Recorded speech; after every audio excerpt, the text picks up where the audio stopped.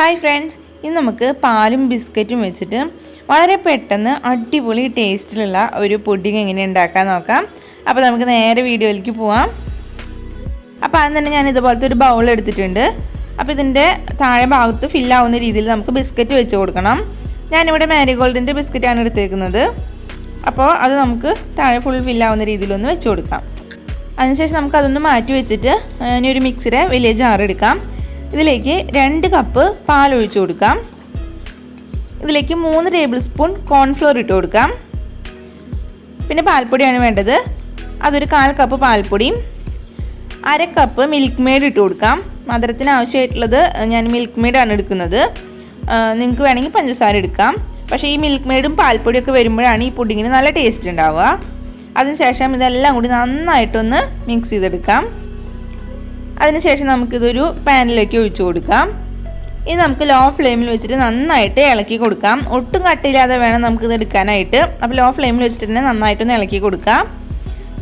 അപ്പോൾ ചെറുതായിട്ട് ഇതേപോലെ ഒന്ന് കുറുകി വന്നു തുടങ്ങുമ്പോൾ പിന്നെ നമുക്കൊരു മീഡിയം ടു ലോ ഫ്ലെയിമിൽ വെച്ച് കൊടുത്തിട്ട് നന്നായിട്ടൊന്ന് ഇളക്കി കൊടുക്കാം. കുറച്ച് നേരം കൂടി ഇതൊന്ന് ചെറുതായിട്ടൊന്ന് തിക്കായി വന്നാൽ മാത്രമേ നമ്മൾ പുഡിംഗ് ഒന്ന് സെറ്റായിട്ട് കിട്ടുള്ളൂ. ഇപ്പോൾ ഈ ഒരു കൺസിസ്റ്റൻസിയാണ് നമുക്ക് വേണ്ടത്. ഇതേപോലെ തിക്കായി കഴിഞ്ഞിട്ടുണ്ടെങ്കിൽ നമുക്കിതിലേക്ക് 1 ടീസ്പൂൺ വാനില എസൻസ് ഒഴിച്ച് കൊടുത്തിട്ട് നന്നായിട്ടൊന്ന് മിക്സ് ചെയ്യാം. ഒരുപാട് തിക്കായി പോകാനും പാടില്ല, എന്നാൽ അത്ര ലൂസ് ആവാനും പാടില്ല. ഈ ഒരു കൺസിസ്റ്റൻസി നോക്കണം. അപ്പോൾ വാനില എസൻസ് ഒഴിച്ച് നന്നായിട്ടൊന്ന് മിക്സ് ചെയ്തെടുത്ത് കഴിഞ്ഞിട്ടുണ്ടെങ്കിൽ നമുക്ക് ഫ്ലെയിം ഓഫ് ചെയ്യാം. അതിനുശേഷം ഇതേ ചൂടോട് കൂടി തന്നെ നമുക്ക് ഇതിൻ്റെ പകുതി ബിസ്ക്കറ്റിൻ്റെ മേലെ ഒഴിച്ചു കൊടുക്കാം. അപ്പോൾ ഇത്ര ചൂടോട് കൂടി ബിസ്ക്കറ്റിൻ്റെ മേലെ ഒഴിച്ചു കൊടുത്താൽ മാത്രമേ ആ ബിസ്ക്കറ്റൊക്കെ നമ്മൾ പുഡിങ് കഴിക്കുന്ന സമയമാകുമ്പോഴേക്കും അലിഞ്ഞ് കിട്ടുള്ളൂ. അപ്പോൾ നമുക്ക് പകുതിയോളം ഒഴിച്ചു കൊടുത്ത് കഴിഞ്ഞിട്ടുണ്ടെങ്കിൽ പിന്നെ ഇതിൻ്റെ മേലെ നമുക്ക് വീണ്ടും ബിസ്ക്കറ്റ് വെച്ച് കൊടുക്കാം. മേൽഭാഗം ഫുൾ ഫില്ലാവുന്ന രീതിയിൽ ബിസ്ക്കറ്റ് വെച്ച് കൊടുക്കാം. ചെറിയ ഗ്യാപ്പുകളൊക്കെ ഉണ്ടെങ്കിൽ അതിൽ ബിസ്ക്കറ്റ് പൊടിച്ചിട്ട് ഇട്ട് കൊടുക്കാം. അതിനുശേഷം നമുക്ക് ബാക്കിയുള്ള പാലിൻ്റെ മിക്സും കൂടി ഇതിൻ്റെ മേലെ ഫുള്ളായിട്ട് ഒഴിച്ചു കൊടുക്കാം.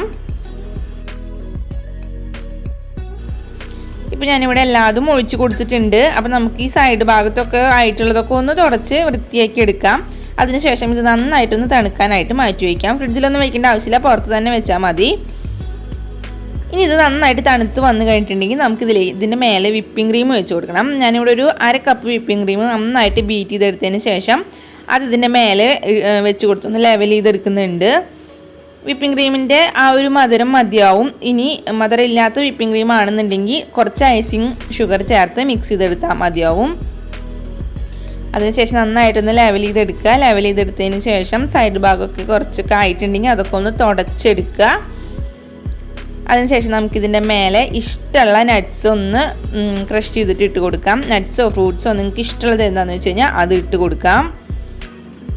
ഇനി ഇത് നന്നായിട്ട് തണുക്കാനായിട്ട് ഒരു 3-4 മണിക്കൂർ ഫ്രിഡ്ജിലേക്ക് മാറ്റി വയ്ക്കുക. നന്നായിട്ട് തണുത്തതിന് ശേഷം മാത്രം കഴിക്കുക. അപ്പോഴാണ് നല്ല ടേസ്റ്റ് ഉണ്ടാവുക. അപ്പോൾ ഇത്രയേ ഉള്ളൂ. അടിപൊളി ടേസ്റ്റ് ആയിട്ടുള്ള ഒരു മിൽക്ക് പുഡിംഗ് ആണിത്. എല്ലാവരും ഒന്ന് ട്രൈ ചെയ്ത് നോക്കിയിട്ട് ഫീഡ്ബാക്ക് എന്നെ മറക്കാതെ അറിയിക്കണം. പിന്നെ ഈ വീഡിയോ ഇഷ്ടപ്പെട്ട ലൈക്ക് ചെയ്യാനും ഷെയർ ചെയ്യാനും മറക്കരുത്. പിന്നെ ചാനൽ ആദ്യമായിട്ടാണ് കാണുന്നതെങ്കിൽ പ്ലീസ് ചാനൽ ഒന്ന് സബ്സ്ക്രൈബ് ചെയ്യണേ. അപ്പോൾ ഇനി വേറൊരു വീഡിയോ ആയിട്ട് കാണാം. അതുവരേക്കും എല്ലാവർക്കും ബൈ.